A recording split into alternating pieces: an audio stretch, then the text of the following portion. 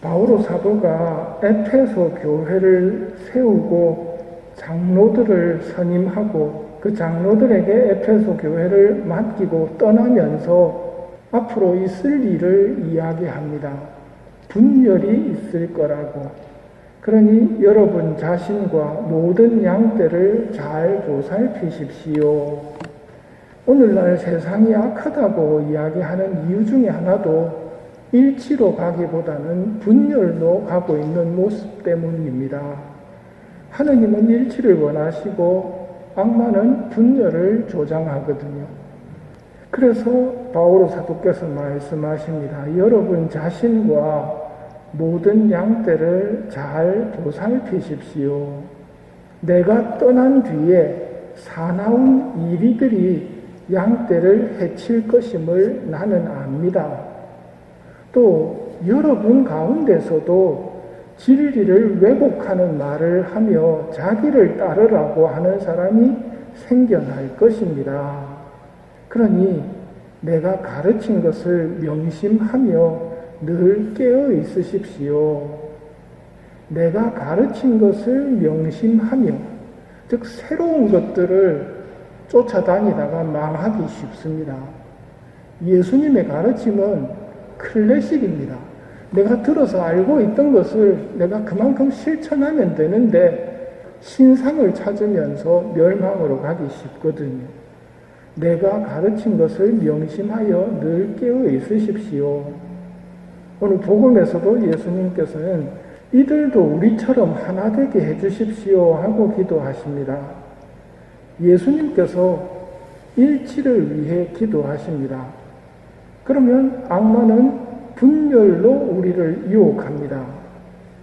에페소서 4장 죄를 짓지 마십시오. 해질 때까지 화를 풀지 않으면 안 됩니다. 악마에게 발붙일 기회를 주지 마십시오. 악마에게 발붙일 기회를 주는 게 죄입니다. 그래서 죄를 짓지 마십시오. 악마에게 발붙일 기회를, 틈을 주지 마십시오 하고 이야기합니다. 악마의 수단은 한결같습니다. 작은 죄로 우선 우리를 유혹합니다. 작은 죄를 지으면 우리 영혼의 한 발을 딱 걸치게 됩니다.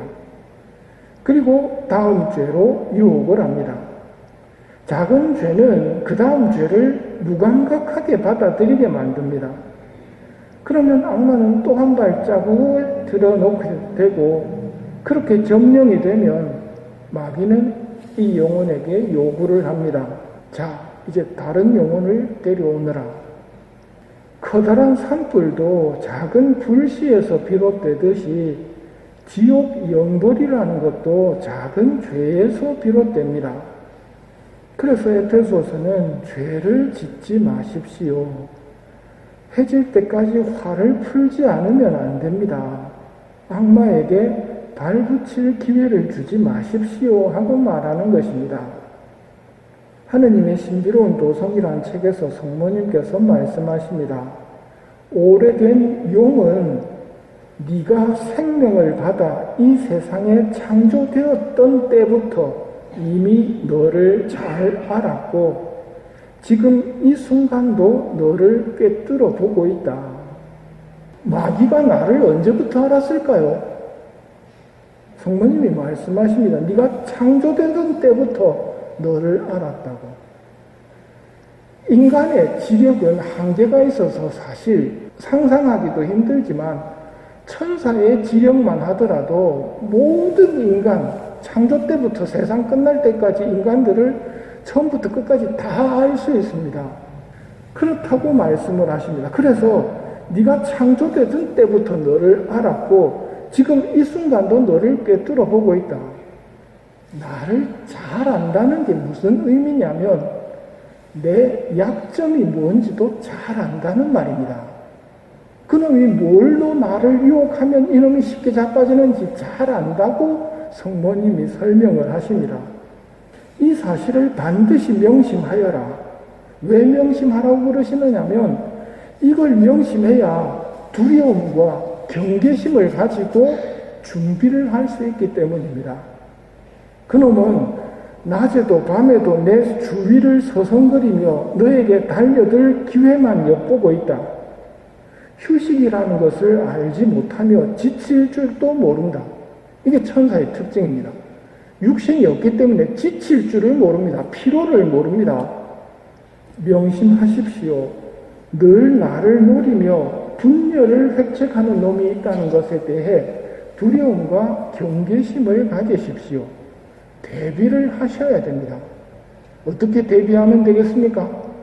복음에서 예수님이 보여주시듯 기도하셔야 됩니다. 하느님께 기도하는 것이 분열을 이겨내고 일치로 가는 방법입니다.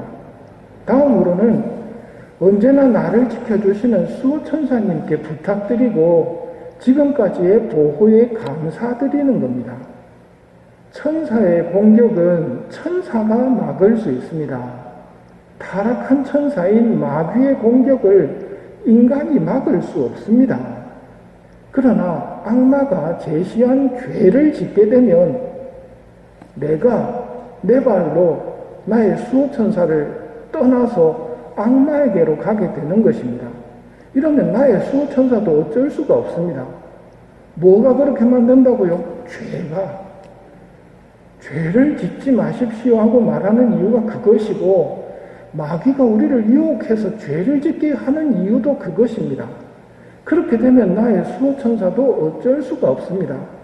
이것은 아담과 하와가 하느님 말씀을 듣지 않고 뱀의 말을 듣는 것하고 똑같은 겁니다. 그러면 그걸 다시 회복하는 데는 엄청난 대가가 요구됩니다. 목숨값은 목숨으로 지불되는데 죄를 사하여 주려고 너희와 많은 이를 위해 흘릴 피다. 이 말씀이 예수님께서 나를 위해 뭘 해주셨는지 설명해 주는 말입니다. 예수님은 죄를 지음으로써 지옥의 운명을 지니게 된 나를 천국의 행복으로 바꿔주기 위해 당신의 피를 흘리셨습니다. 인간 머리로는 상상할 수 없는 큰 사랑입니다. 그러다 보니까 인간은 예수님의 이 사랑에 대해 무관심합니다. 무심하게 대합니다. 지 머리를 뛰어넘다 보니까 뭐 그런가 보다 하고 지나가 버립니다. 이것이 예수 성심에게는 큰 고통으로 다가가는 것입니다. 그래서 당신의 마음을 보여주십니다. 우리에 대한 사랑으로 불타오르는 당신 성심을 보여주십니다.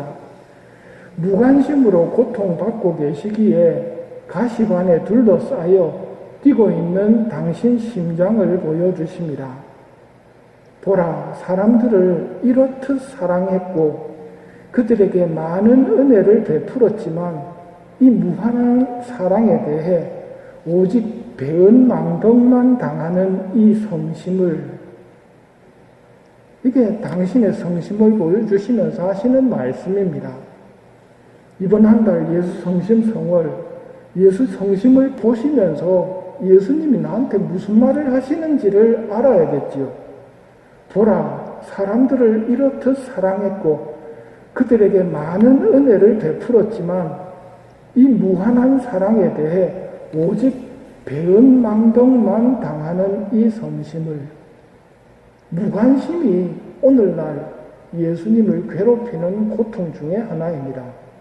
당신이 그렇게 사랑한다고 해도 인간 스스로가 예수님에게 자기의 사랑이 그만큼 되지 못하다 보니까 예수님이 나를 사랑하신다는 것조차도 믿지를 않는 것. 그래서 예수님이 고통을 겪으시며 내 마음을 알아다오 하고 말씀하시는 것입니다.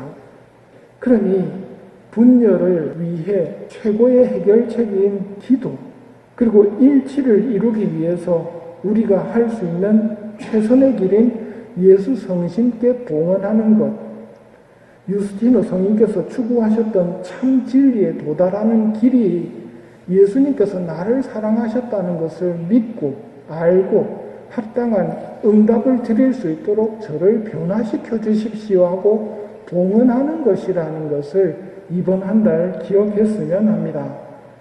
오늘의 말씀을 되새겨 봅시다. 거룩하신 아버지, 이들도 우리처럼 하나가 되게 해주십시오. 죄를 짓지 마십시오. 악마에게 발붙일 기회를 주지 마십시오. 그는 낮에도 밤에도 내 주위를 서성거리며 너에게 달려들 기회만 엿보고 있다. 수호천사의 보호 속에서 기도로 일치를 이루도록 합시다.